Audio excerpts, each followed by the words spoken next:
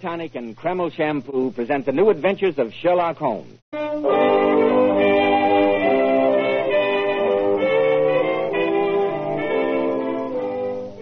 Well, once again, it's Monday night and time for the pleasantest of all doctor's appointments. Our weekly visit with that splendid host and incomparable storyteller, Dr. Watson.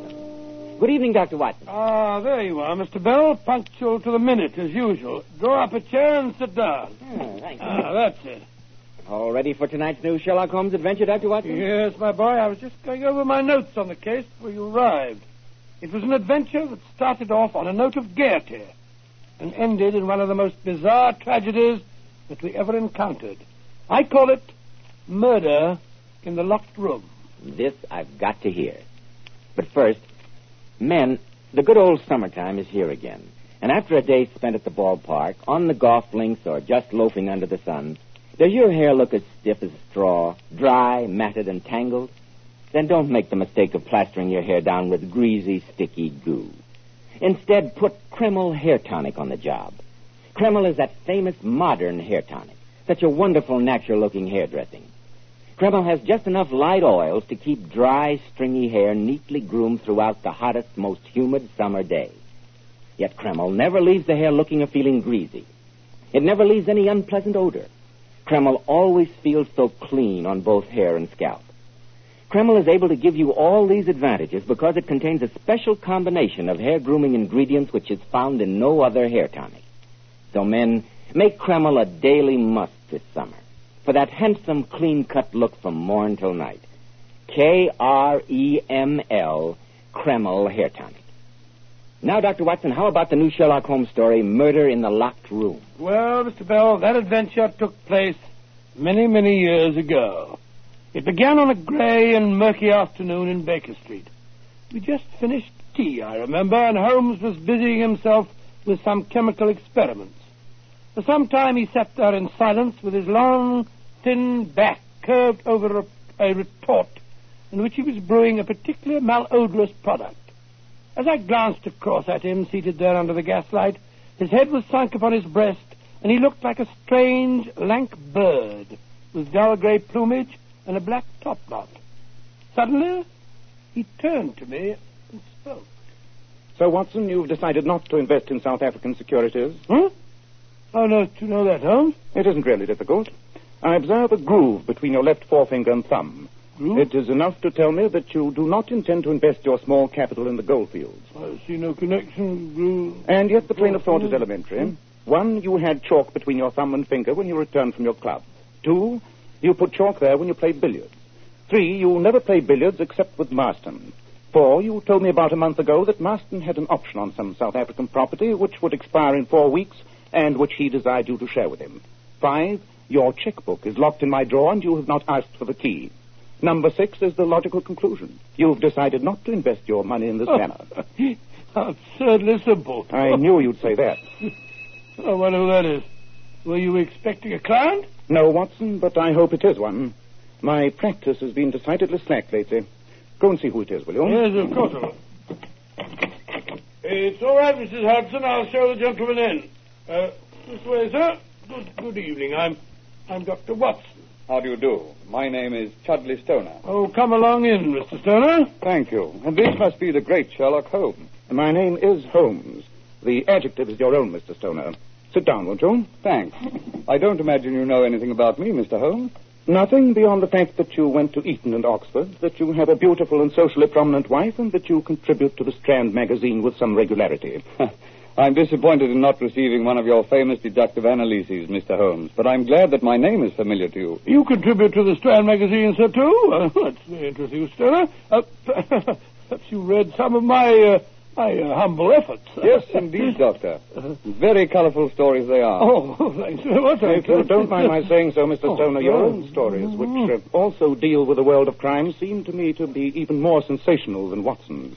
Probably because he has the facts to work with, whereas I have to depend on my gift of imagination. But the reason I've come to you tonight, Mr. Holmes, has nothing to do with imagination. I find myself mixed up in a real-life murder that is as puzzling as any problem I've dealt with in fiction. A murder, Mr. Stoner? I say, really, you The don't... facts, please. Well, Mr. Holmes, I'll give them to you as briefly and concisely as possible. I just got back from Paris yesterday. My secretary went with me. He did not return. The French police say he committed suicide. I know that he didn't. Well, how do you know that, Mr. Stoner? The boy had everything in the world to live for. No financial worries and a very promising future ahead of him. Please describe the circumstances under which his body was found. Well, I'd left him alone in his room. When I came to fetch him, there was no answer to my knock. I tried to look through the keyhole, but the key was in the lock from the inside, and I could see nothing. After some time it elapsed, I got worried. A friend of mine, an inspector of the police, was dining with me that night, and he suggested we should investigate. We broke down the door. My secretary was dead, a bullet in his heart. Inside a room, locked from the inside, huh? Obviously the police are right in thinking that it was suicide, Mr. Stoner. Of course, you examined the room thoroughly for traces of some other method of ingress? Meticulously. The windows were locked tight. No sliding panels? None. Where was the revolver? Beside his right hand, one bullet gone. And you say that the key was in the inside of the door? Yes, and that's why the police wrote it off as suicide. Mr. Holmes, how would you explain such a situation? I'd like a few more facts before giving an opinion. You say you examined the room meticulously. Was there no oddity? Nothing out of place? Nothing peculiar in that room? Nothing that I noticed. Perhaps a small pellet of wax, say? Yes, by Jove. I did find a wax pellet. It was lying on the carpet near the door, and I couldn't imagine what it was doing there. Well, there's your answer. One more question. This French inspector who entered the room with you, what was his personal relationship with your secretary? Odd that you should ask that. They'd quarreled the night before about some girl at the Folies Bergère. Then there you have it, Mr. Stoner. The murderer left the room, locked the door from the outside, removed the key, and plugged the keyhole with wax. When the room was broken into, he simply slipped the key into the inside of the lock, thereby dislodging the wax pellet. Obviously, from what you've told me, only the inspector had that opportunity. Great Scott, a French police inspector, a murderer? Holmes, what are you going to do about this? Nothing, old chap. Huh? Beyond Nothing, old chap? wishing Mr. Stoner good luck with the editor of the Strand magazine. I don't think I follow you, Mr. Holmes. Oh, come now, Mr. Stoner. It's an intellectual game and, in its way, quite stimulating. But don't think you can hoodwink me so easily. Holmes, what are you talking about? My dear Watson, I read the papers carefully. And what do the papers have to do with this? I've noticed the presence of you and your lovely wife at so many social functions here in London in the past few days that I'm afraid I can't possibly accept your Paris story. The obvious answer remains, you've come to me with an imaginary problem in order to solve a difficulty in one of your stories. Mr. Holmes, you're even smarter than I gave you credit for. But this is disgraceful, sir. Wasting my friend's time like this. I suppose I should apologize, Mr. Holmes. But here's the way it happened. I came home late last night, a little under the weather. I had the most wonderful idea on earth for a story. I was going to call it The Locked Room. I'm convinced I made some notes on the story last night, but when I wakened this morning, I couldn't find them. All I could remember was the problem, but I had no idea how to solve it, and so I came to you. I see. It's an excellent idea for a story. Though I have known similar locked room problems, in fact, I don't recall that fiction has exploited their possibilities as yet. Holmes, why are you so calm? I think it's outrageous to come here and pick your brains for a story. My dear Watson, how else do you get the material for your own masterpieces? Oh, it's not very funny. Should you grudge it to him? Oh, it's not the same thing at all. I must say, you're being very sporting about it, Mr. Holmes. Oh, no, Mr. Stoner. I'm being businesslike. May I ask how much you are in the habit of receiving for a story of yours in the Strand magazine? About 20 guineas. Why? I am a consulting detective, and I think I've given you a valuable opinion. My fee, if you sell your story, will be 10 guineas. Good night to you, Mr. Stoner.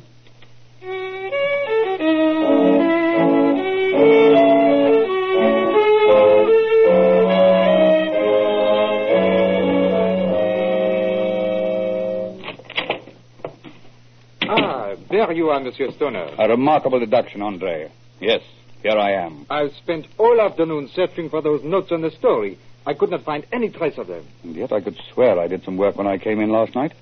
You are sure I didn't give you some dictation? Oh, quite sure, Monsieur Stoner. If you will pardon my saying so, you were a little... Yes, go on, Andre. Say it. The secretary has some rights. I was drunk. That's what you mean, isn't it? Oh, I meant no offense. It'd be rather a relief if you did. You're always so infernally polite. Where's my wife? She's in the library with your brother-in-law, Monsieur Seal. Very well. I'll need you after dinner, Andre. I'm going to work on the story tonight. Yes, Monsieur Stoner. Hello, Chad. I was beginning to worry about you not being back for dinner. I stopped at the club. Good evening, Chad. Hello, Henry. And how is our master of the violin this evening? Chad, don't make fun of my brother like that. Yes, Chad, go easy. I can't learn the violin in 2 easy lessons, you know. Violet accompanied me on the piano just now. She says I'm improving. I don't doubt that you're improving. You couldn't become worse. Chad, you're intolerable. Henry's our guest. An unwanted guest as far as I'm concerned. He's been here 2 months. Why doesn't he try and get himself a job instead of mooning around here all day scraping away at his fiddle? That's the last time you've insulted me, Chad. I'm leaving here in the morning. I hope I can count on it. How dare you, Chad? How dare you? If Henry goes in the morning, I shall go with him. Now, Violet, take it easy. You've been drinking again, and you're disgusting when you drink.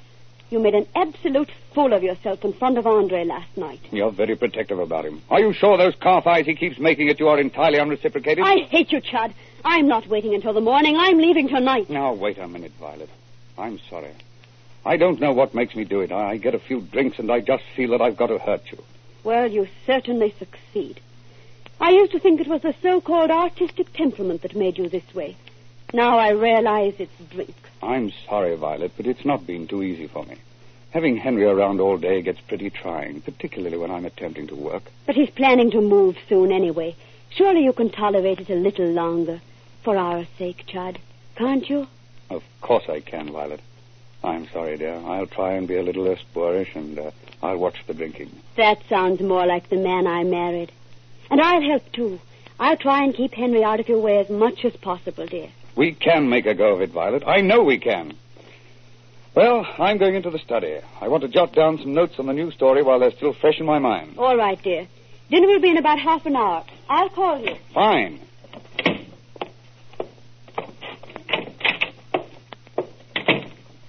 The Locked Room. Yes, that'll be a good title. It'll be worth giving Sherlock Holmes 10 guineas for the help he gave me. Who is it? Is that you?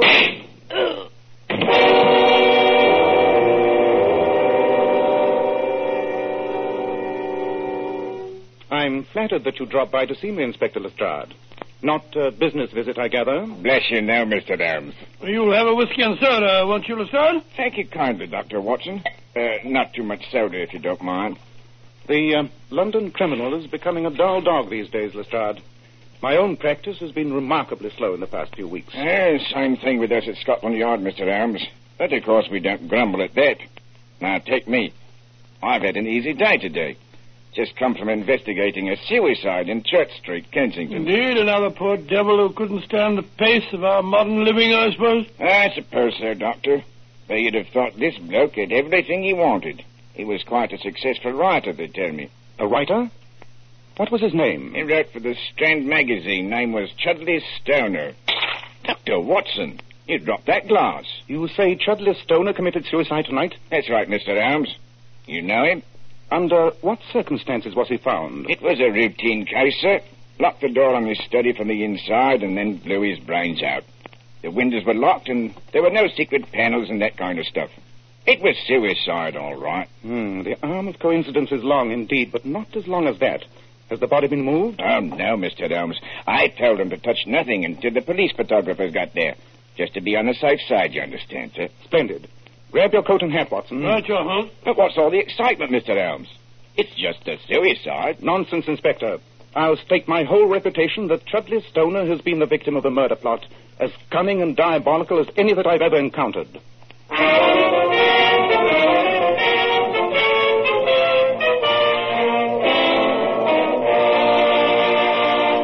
In just a moment, we'll find out if Sherlock Holmes is correct in deducing that this is murder. Are you one of the many men who find it difficult to keep your hair neatly groomed in summer? Does the burning sun bake and scorch your hair, making it look messy and not the least attractive? Then try Kreml Hair Tonic. Just notice the amazing change in the appearance of your hair. You see, Kreml does lots more than just keep your hair looking handsome. This highly specialized hair tonic gives you your money's worth. It contains a unique combination of hair grooming ingredients which is found in no other hair tonic. Kreml is simply great to lubricate a dry scalp. And if the sun dries your hair so that it breaks off and falls, Kreml helps condition the hair in that it leaves it feeling so much softer, more pliable when you comb it. At the same time, Kreml removes itchy, loose dandruff and leaves the scalp feeling so cool, refreshed, and alive. Be smart, men. Buy a bottle of Kreml at any drug counter. Ask for an application at your barber shop. Use Kreml daily for better groomed hair, a more hygienic scalp. Kreml, Kreml Hair Tonic. Well, Dr. Watson, this is really one for the book. A mystery writer comes to Sherlock Holmes with a fictitious murder plot. Holmes solves it for him, then the man goes away and gets murdered in exactly the way he described. Precisely, Mr. Bell. As provocative a problem as ever we encountered. I bet you hurried off to the dead man's house at once, didn't you? As fast as a hansom cab could take us there. As soon as we arrived, we cross-examined the 3 members of the household. The dead man's wife, Violet, her brother, Henry Seal, and André Leroux, the secretary. All of them told the same story. That they'd heard the shot and hastened to the room from different parts of the house. They said that they looked through the keyhole, found it was blocked, and then the 2 men broke down the door. Just the same story as in the dead man's fictional problem, wasn't it? What happened next, Dr. Watson? Well, before we talked to the 3 suspects any further, Holmes, Inspector Lestrade, and I walked into the dead man's study to examine the body. I can almost hear Holmes now, as he said... It's not hard to find a motive. A beautiful wife, a worthless brother who'd been told to get out, an attractive and attentive young French secretary who hated the dead man's cruelty. Blimey. And I called it just a routine suicide. You'll notice that no wax pellet is in evidence this time. I'd say that the answer is obvious. The dead man did write some notes on his story last night. The killer found them and realized that he'd been presented with a perfect murder method, never expecting that the dead man would divulge his method to me. Mr. Holmes, why are you examining the keyhole of the door? I was looking for a pellet of wax, Inspector. It's missing. Obviously, the murderer had read about that in the dead man's notes and was clever enough to remove it. But let's examine the corpse. Interesting. Most interesting. Why, Holmes? Well, surely you can see for yourself, Watson. The bloodstains clearly indicate that the man fell here, some 5 or 6 feet from the desk.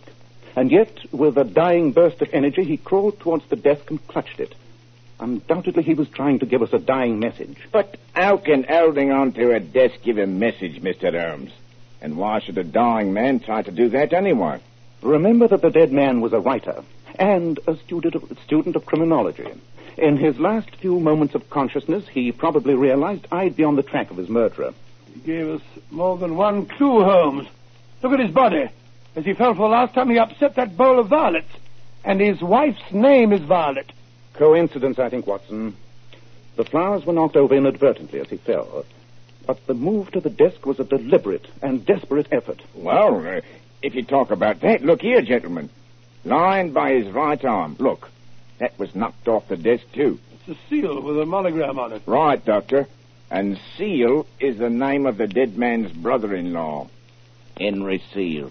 Interesting, but I refuse to believe that a dying man could deliberately knock over such a comprehensive number of incriminating objects as he died. Then who do you suppose did do it, Holmes?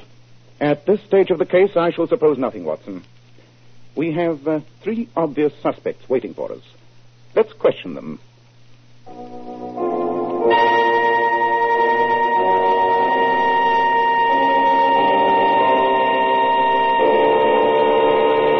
I don't know why they want us here. I know nothing Quiet, about it. please.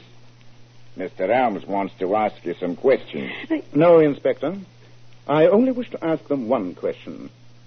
You, Mrs. Stoner, how did you occupy your time while you were waiting for the police to arrive? I was so nervous that to try to calm myself, I did some knitting. I do quite a lot of knitting for the Coast Guard men, you know. I see. And you, Mr. Seal? What were your movements before the police arrived? I sat in the library, Mr. Holmes, playing solitaire. And you, Andre? I went to my room and worked on my account books. I realized that my job here was finished, and I thought I would get my books in order. I see. That's all for now, thank you. Come along, Henry. Lestrade. Yes, Mr. Holmes. I'd like you to get me those 3 objects spoken of. The knitting, the cards, and the account books. Right you are, Mr. Holmes. I don't see that you found out much there, Holmes. Don't you, Watson? I'd have thought my line of reasoning was obvious. What are you doing? Kneading at that keyhole. You said that this time the pellet of wax had been removed. True, Watson. But even though the pellet's been removed, I'm quite sure there'll be traces of wax inside the keyhole. And there are. Splendid. I shall remove this lock and take it back to Baker Street. The murderer undoubtedly still had some traces of wax on his fingers. A closer examination of the fragments of wax inside this keyhole and an equally close examination of the knitting, the cards, and the account books should be able to give us the solution to this case.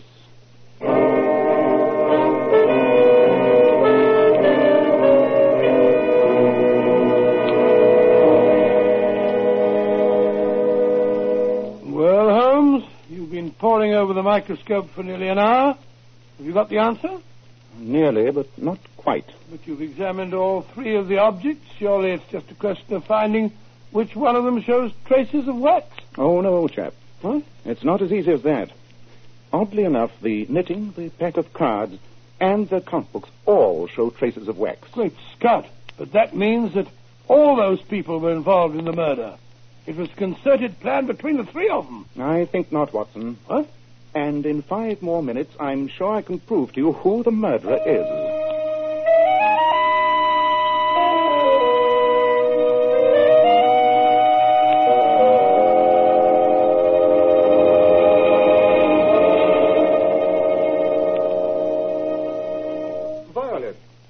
Violet, why are you sitting alone here in the library? Oh, hello, Andre. I'm so upset. They think the Chud was murdered. The inspector's still questioning Henry. I believe they think he did it. Oh, it's awful. Oh. Oh, now, don't worry, darling. Everything is going to be all right. Please, Andre. The Chud's body hardly cold. But surely now that he is dead... you always made me believe that if he were dead, we could be together, darling. I was insane. I thought he was neglecting me. That perhaps there was some other woman. But just before he died, we had a talk. I knew it was going to be all right again. But me? You mean you were making a fool of me? I was making a fool of myself, Andre. Please forget it. Forget it? No, my cold-blooded Englishwoman. I am not some stupid boy you can play with. You cannot throw me aside. I have risked my life for your happiness. Risked your... Andre! You murdered Chud. Of course I did. I hated him. And I hated the way he made you unhappy. And the fool gave me the perfect way to do it by telling me about his filthy story. And then forgetting that he had done so. You devil, get away from me. I'm turning you over to the police. No, you are not. You are going to join Chud since you love him so much. Andre, put away that revolver. Nice shooting, Watson. You got him in the wrist. Oh, sorry. Mrs. Turner, are you all right? Yes, but thank heaven you were both behind those curtains. I'm sorry that we had to wait until the last minute to disclose our presence. But it's just as well to have witnesses to a murder confession. What do you have to say for yourself, Monsieur Leroux? Nothing. Send for your policeman and have me taken to prison. With pleasure. Watson, ask Inspector Lestrade to step in here, will you? Tell him we have a customer for him. A customer for the gallows.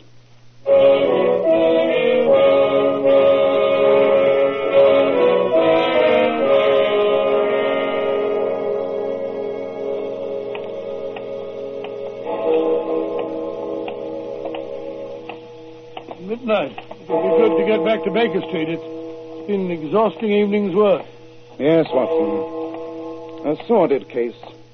A shabby patchwork of discontent and hatred. Oh, well, we've been instrumental in sending yet another felon to his rightful destiny. You know, Holmes, there's one or two points I don't quite understand. I can't believe it, Watson. What are they? Well, you said that all three objects you examined contained traces of wax. They did, and at first that confused me. But there are various qualities of wax. For instance, Mrs. Stoner was knitting with a certain waxed wool that is used specifically in knitting for seafaring men. It gives the garments a weatherproof finish. Never heard of it. Possibly not, but it's a fact. And, as you know, I specialize in such odd pieces of information. What about the traces of wax on the cards that Henry Seal used when he was playing solitaire? Again, I was misled. Until I remembered that Mrs. Stoner told us that her brother had been playing the violin a short while before her husband's death. Oh, he'd been using rosin. Precisely. Oh, yes. Logically, it had to be the secretary. But the proof came when I made the final analysis of the 3 specimens of wax. That, on the account books, was the only one that exactly matched the traces of wax I found in the keyhole. Oh, suppose I'm very stupid, Holmes. Anything else bothering you? Yeah, just one point.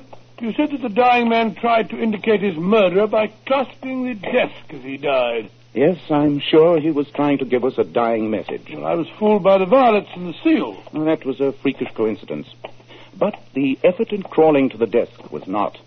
That was the true message. I still don't see it. Oh, come now, Watson. The secretary was a Frenchman. The French word for desk and for secretary is the same. Secretaire. I see it now. Oh, really, Watson? You know, Holmes, you'll never get your fee for this case. Indeed. And why? Stoner's dead. You'll never sell that story to the Strand magazine now. True, Watson. But I've no doubt that you will. Though perhaps it'll be a slightly different version of it. And you'll probably call it something very melodramatic. Perhaps murder in the locked room.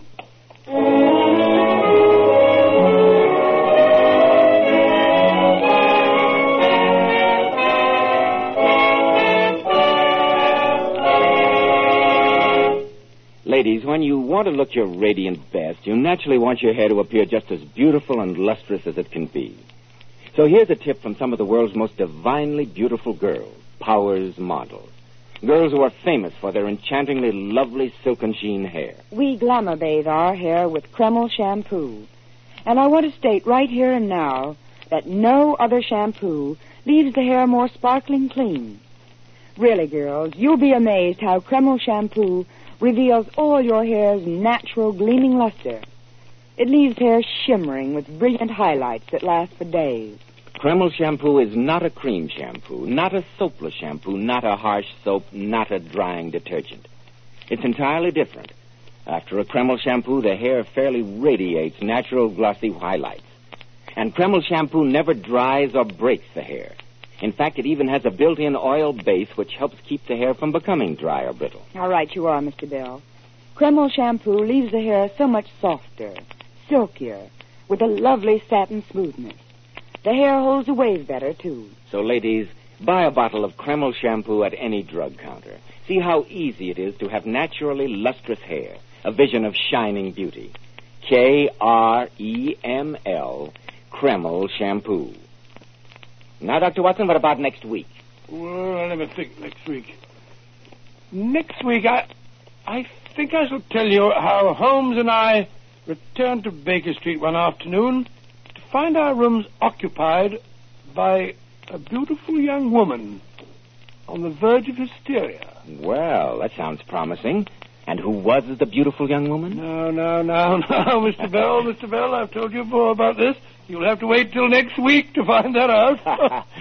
I will say, however, that her story was horrifying enough to make our hair stand on end. I call this adventure Death in the North Sea.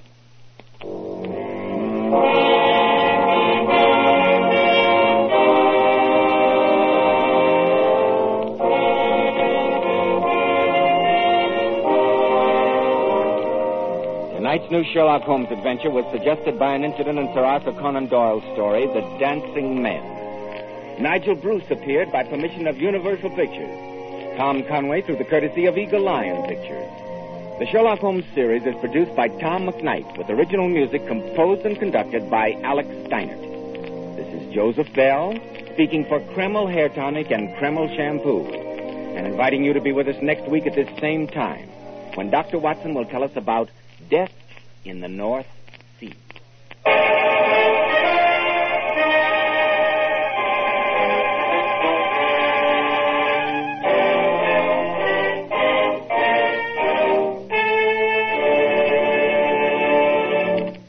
Save for the future the easy, automatic way. Buy U.S. saving bonds through your payroll savings plan or at your bank. This is ABC, the American Broadcasting Company.